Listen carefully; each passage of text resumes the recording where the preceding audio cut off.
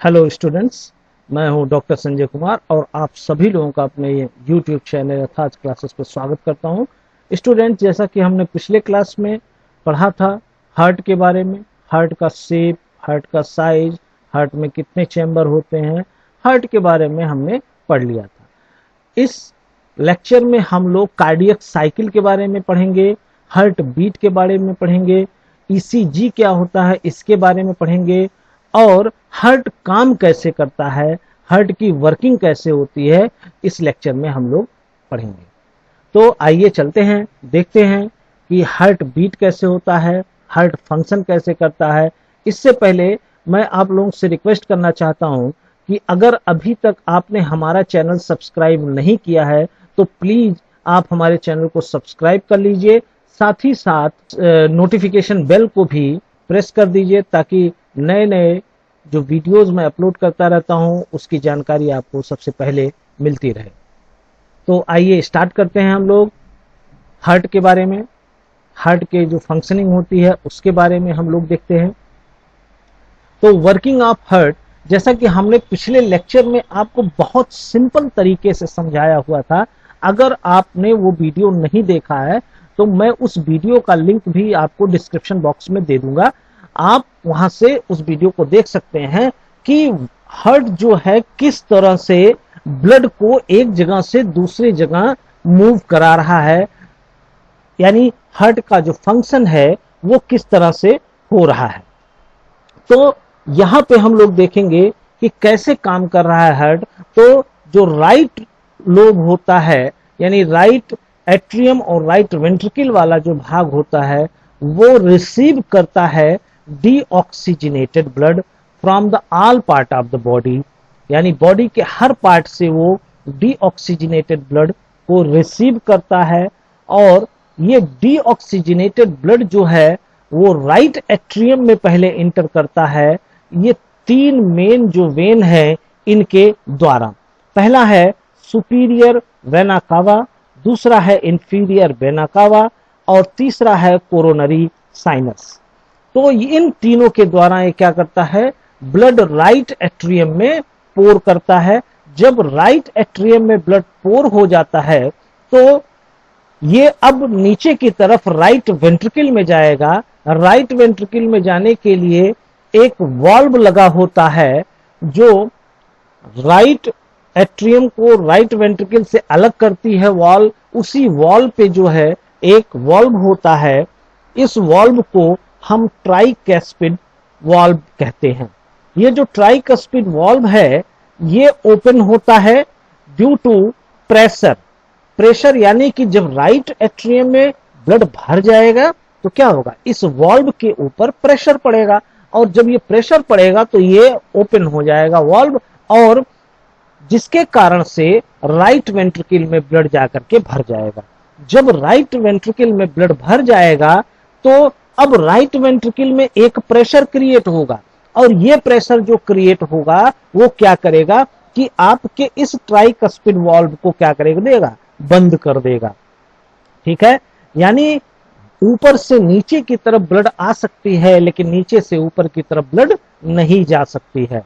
तो ये चीज भी हमको यहाँ पे देखनी है। तो ट्राइकस्पिड वाल्व जो होगी यहाँ पे बंद हो जाएगी।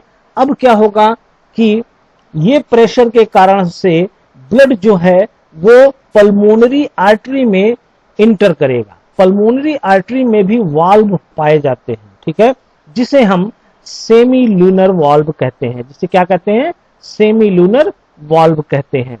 अब ये वाल्व वहां पे ओपन होगा और अब पल्मोनरी आर्टरी में जो कि राइट वेंट्रिकल से निकल करके सीधा ऊपर की तरफ लंग्स की तरफ जा रही है, लंग्स के आसपास जा रही है, वहां पे अब ये ब्लड जाएगा। तो जब जो है लंग्स से होता हुआ ब्लड मूव करता है तो लंग्स में कार्बन डाइऑक्साइड छोड़ दी जाती है और ऑक्सीजन को ले लिया जाता है। अब वो ब्लड अब राइट एट्रियम में लेफ्ट एट्रियम में आकर के पोर होगा। लेफ्ट एट्रियम में जब आएगा तो वहां पे ऑक्सीजनेटेड ब्लड होगा और वो ऑक्सीजनेटेड ब्लड फुल होने की वजह से एक प्रेशर क्रिएट होगा जहां पे एक प्रेजेंट होगा बाइकस्पिड वाल्व अब बाइकस्पिड वाल्व जो है ओपन होगा और ओपन होने के बाद में अब जो है वो लेफ्ट वेंट्रिकल में जाकर के सारा ब्लड भर जाएगा। जब लेफ्ट वेंट्रिकल में भर जाएगा तो इसका जो मेन एक आर्टरी है वो है आपका जो मेन आर्टरी है जिसे हम अओर्टा बोलते हैं। ये अओर्टा जो है वो अब क्या करेगा कि अओर्टा के द्वारा जो है वो पूरे बॉडी में ब्लड की सप्लाई की जाएगी। तो ये जो पॉइंट वाइज हमने लिखे हैं इसको आप लोग स्क्रीनशॉट ले करके नोट कर लीजिएगा, ये बहुत ही इंपॉर्टेंट है। यहाँ पे अगर जो आपने इसको समझ लिया है तो आपको जीवन भर हार्ट के फंक्शन को समझने की कोई जरूरत नहीं होगी। आप चाहे 12 में जाएंगे, जो आपका 11-12 होगा या बीएससी होगा या एमएससी होगा, यहाँ पर आपको फिर समझने की जरूरत नहीं होगी। अब पूरा ब्लड जो है वो अओर्टा के थ्रू जो है पूरे बॉडी के अंदर सर्कुलेट कर दिया जाएगा और ऑक्सीजन का ट्रांसपोर्ट अलग अलग टिश्यूज में कर दिया जाएगा। हार्ट जो है कुछ इसी तरह से फंक्शन करता है। अब हम बात करते हैं कार्डियक साइकिल की। तो कार्डियक साइकिल है क्या? Cardiac cycle consist of one heart beat. एक हार्ट बीट होने को ही हम कार्डियक साइकिल कहते हैं और इसमें जो टाइम लिया जाता है वो है 0.8 सेकेंड। यानी एक हार्ट बीट होने में कितना समय लगेगा? 0.8 सेकेंड जो है वो लगेगा। यानी कि 1 मिनट के अंदर हम कितनी बार कर सकते हैं, कितनी बार हार्ट बीट होता है? वो होगा 72, यानी 60 इंटू 0.8, 60 इंटू जो है आपका 0.8। ठीक है, अब इसको हम लोग जब देखेंगे तो ये हमारा आंसर आएगा 72। ठीक है, तो ये जो है 1 सेकंड में आपका 0.8 सेकंड में जो है एक बार धड़कता है, तो 60 सेकंड में कितनी बार धड़केगा उसे से मल्टीप्लाई करके हम लोग कर लेंगे। जिसमें कि एट्रियल सिस्टोल जो होता है वो 0.1 सेकंड का होता है और वेंट्रिकुलर सिस्टोल जो है वो आपका 0.3 सेकंड का होता है। एट्रियल सिस्टोल और वेंट्रिकुलर सिस्टोल क्या है इसको आप समझिए। एट्रियल यानी जो एट्रियम है हमारा उसका सिस्टोल होना। सिस्टोल होने का मतलब होता है कॉन्ट्रैक्ट करना। जब एट्रियम या अर्किल जो है वो कॉन्ट्रैक्ट करता है वो कितना समय लगता है? 0.1 सेकंड का समय लगता है। वेंट्रिकल जब कॉन्ट्रैक्ट करता है कितना समय लगता है? 0.3 सेकंड लगता है। यानी 0.4 सेकंड जो है ये एट्रियल सिस्टोल और वेंट्रिकुलर सिस्टोल मिला करके होता है। क्लियर हो गया यहां तक? अब कंप्लीट डायस्टोल, डायस्टोल का मतलब होता है रिलैक्स होना। ठीक है, रिलैक्स होना ही क्या कहलाता है? डायस्टोल कहलाता है। तो कंप्लीट जो डायस्टोल है वो 0.4 सेकंड का होता है।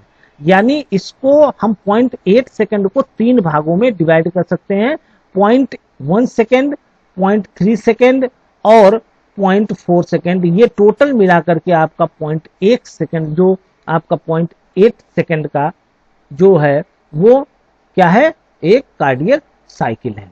क्लियर हो गया? तो अब यहां पे हम लोग देखते हैं दूसरा है आपका ईसीजी। ईसीजी क्या होता है इसके बारे में हम लोग देख लें। अ graphic record of the spread of cardiac impulses through the heart. अब कार्डियक में क्या हो रहा है, यानी हार्ट में हमारे क्या हो रहा है? इंपल्सेस जा रहे हैं जिसके कारण कॉन्ट्रैक्ट हो रहा है, इंपल्सेस के कारण वो कॉन्ट्रैक्ट होगा, रिलैक्स होगा। तो ये जो कार्डियक इंपल्सेस हैं, ये जो सूचनाएं हैं, ये हार्ट के जो द्वारा जो दी जा रही हैं वो रिदमिक होती हैं, एक के बाद एक लगातार घटती रहती हैं। उसी का ग्राफिकल रिप्रेजेंटेशन ही क्या कहलाता है? इलेक्ट्रोकार्डियोग्राम। आप लोगों ने देखा होगा ईसीजी जब कराने गए होंगे आप अपने पापा का, मम्मी का, दादा का, दादी का, इन सब का जब कभी ईसीजी आप कराए होंगे तो आपको डॉक्टर जो है इस तरह से पतली सी पट्टी पे, कागज पे इस तरह का आपको मार्क दिखाई देता है। तो इसे ही हम क्या कहते हैं? ईसीजी कहते हैं। क्लियर हो रही बात? समझ में आ रहा है?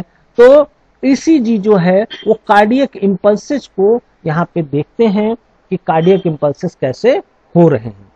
तो हार्ट बीट की अगर जो बात करें तो हार्ट बीट में जो है मेनली 2 स्टेप होते हैं।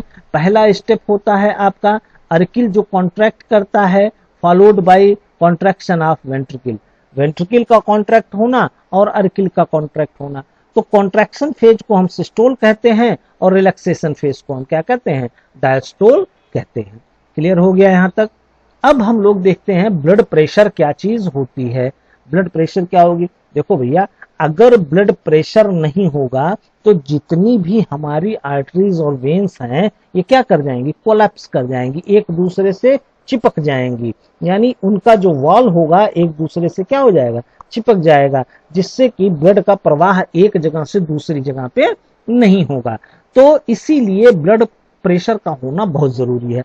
अब ब्लड प्रेशर डेवलप कैसे होता है, ब्लड प्रेशर डेवलप होता है जब आपका हार्ट जो है वो कॉन्ट्रैक्ट करता है, हार्ट में भर गया है ब्लड, अब ये कॉन्ट्रैक्ट करेगा तो एक फोर्स से पूरे बॉडी के अंदर क्या करेगा, ब्लड को भेजेगा।